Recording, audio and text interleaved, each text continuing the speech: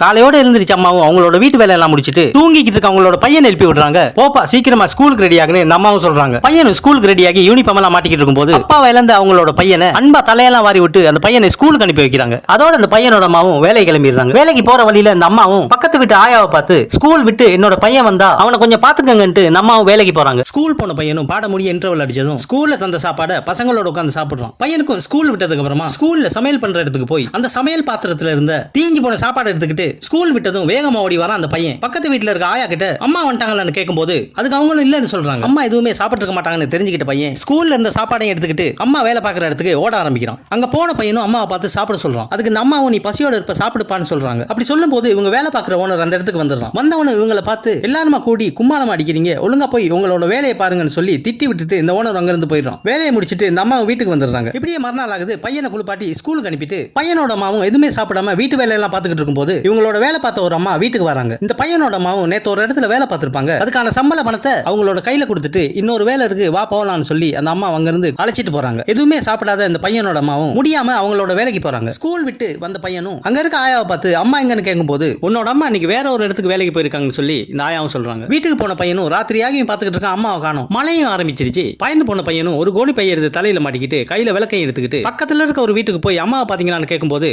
அவங்களும் இல்லன்னு சொல்றாங்க. பயந்து போன பையன் அம்மா வேலை பார்க்குற இடத்துக்கு போய் பார்க்கும்போது அங்க அம்மா மயங்கி போய் ஒரு இடத்துல விழுந்து கிடக்குறாங்க. கை தாங்கல அம்மாவை வீட்டுக்கு கூட்டிட்டு வந்த பையன் அம்மாவுக்கு காய்ச்சலா இருக்குன்னு நினைச்ச பையன் பக்கத்து வீட்டு ஆயாவை கூட்டிட்டு வரான். வீட்டுக்கு வந்த ஆயாவும் அம்மாவுக்கு நாட்டு வைத்தியம் பண்ணிட்டு அவங்களும் போயிடுறாங்க. முடியாம இருக்க அம்மாவும் பையனுக்கு சமைச்சு போட்டு சாப்பிட சொல்றாங்க. சாப்பிட்டு அம்மாவும் பையனும் படுத்து தூங்கும் போது அம்மாவுக்கு மூச்சு எடுக்க முடியாம ஹார்ட் அட்டாக் வந்து இறந்து போறாங்க. அம்மா இறந்தது கூட தெரியாத இந்த பையன் அவங்க வேலைக்கு போக கூடாதுன்னு அவங்களோட அறிவால் எடுத்து ஒளிச்சு வச்சுட்டு மறுநாள் காலையில வளம போல எழுந்திருக்கிறான் அந்த பையன். இதோட இந்த ஷார்ட் வீடியோ முடியுது. பிடிச்சிருந்தா லைக், கமெண்ட், ஷேர். நன்றி.